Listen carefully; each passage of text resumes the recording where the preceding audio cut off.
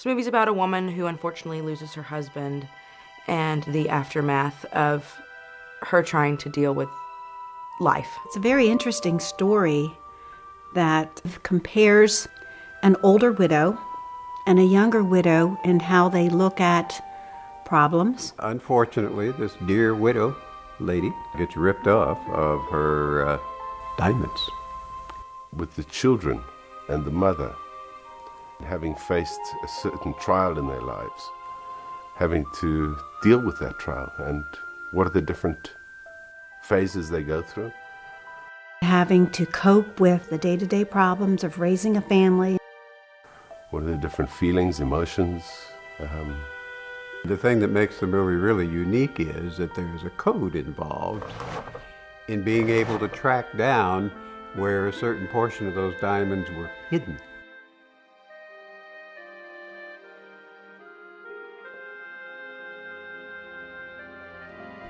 It's a code, like a treasure map. There's also a large kind of diamond jewel chase, like thrill part of the movie. It's up to the kids to figure out that code, and Uncle Mike sort of directs them to the code, and they take it from there. I play Maria. She is the woman who loses her husband. I think Maria's she's a very honest, real character. Uncle Mike's a good-hearted old buzzard. He's been through a lot, knows more than he's willing to tell anybody. Uncle Mike, do you still break codes? It's been 4 years since I retired from the NSA. Could you teach me how to break codes? Oh, that's a broad subject. I think Maria is a very down-to-earth kind of woman who, like everyone else, kind of goes into denial when she doesn't want to deal with something. When things get hard at first, she just kind of hides and says, no, I don't want to do this right now. This is the way I used to feel when Bob would bring me flowers for no reason but that he loved me. What kind of flowers? Didn't matter.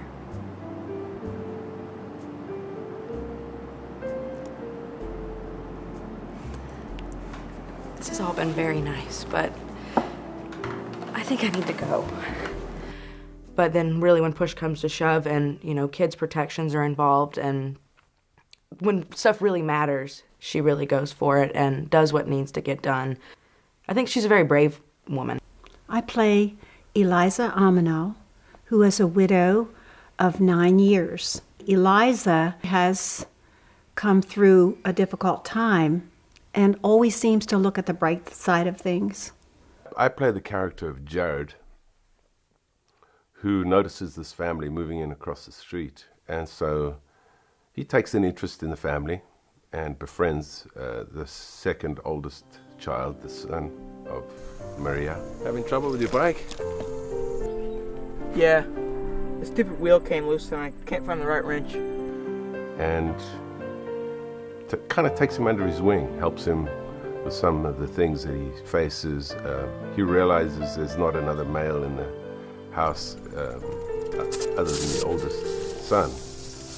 There's no father figure, and so he kind of takes over that father figure. How's that feel? Feels great. So we're out here in the middle of nowhere. I think this is where they filmed Blair Witch Project. Let's see, do you mean me? I'd rather be in prison. And I really can't handle this anymore. I can't hold the camera. Some of the memorable moments on this production were working with the children. The interesting thing was working with the youngsters. They are naturals. They haven't been poisoned by us adults telling them exactly how they should act and exactly what to do, and everything just kind of flowed. So I really enjoyed that. One of my favorite memories of the film is working with Sophia and her energy and enthusiasm. Want a cookie? These are good biscuits. Not biscuits, they're cookies. I found the message of family very strong to take away from this movie. It's a loving movie, and you can't help but watch it and feel that. The children play a big part in pulling this through because they love their mother. And the relationship of Mike to Lisa. Thank you for taking the boys. Is 2 weeks too much? Remember, I'm the one who talked you into 2 weeks. For instance, his willingness to get her over that awful hump of losing her husband. How are you holding up, Maria? It's not easy. 13 months isn't as long as it seems. I know it's not. It is a movie with that message. I think my favorite scene was one that I was barely in, and that was when the two youngsters, brothers, roughhoused it over at the Martial Arts Center in a boxing ring, and they went after each other. They didn't pull any punches. Okay, get in there. Come on, guys. Alexander, elbows. And I got a big kick out of that. The tea party, the formal tea party scene was special. My husband was a handsome 19-year-old who worked as an apprentice to a jeweler. His teacher told him he had a great gift for cutting jewels. I always thought of him as an exotic adventurer because he had read Milton and Shakespeare and Twain, and we would sit in the meadows or lie out under the stars, and he would tell me all the places his books had taken him. I want to say the meltdown scene. That's the first thing that comes to mind. I think that's really where Maria let go.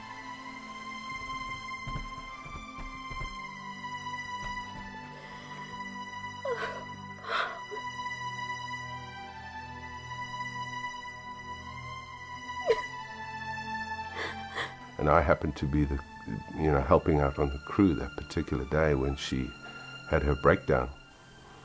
She did an excellent job. It's a film that would appeal to people who like action films. I think mothers are gonna really find something. It's great for families. It's also a film that would appeal to audiences that are thoughtful about things. People who've lost someone and have to deal with moving on past losing someone and not just dealing with the loss. It's moving on and dealing with life after the loss. I think it's really for everybody because of the whole storyline that includes everybody. Not just a film that a kid would enjoy sitting through, but it's a film that mom and dad and even grandpa and grandma, along with the youngsters, would enjoy very much.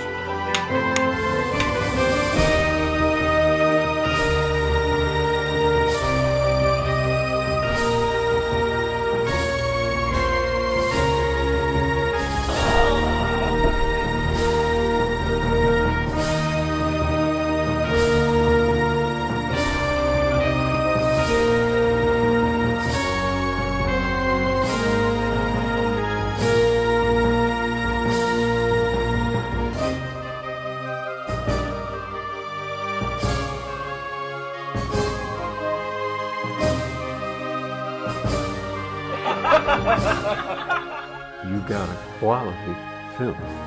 You've got a good film. You've got an entertaining film. People are going to enjoy.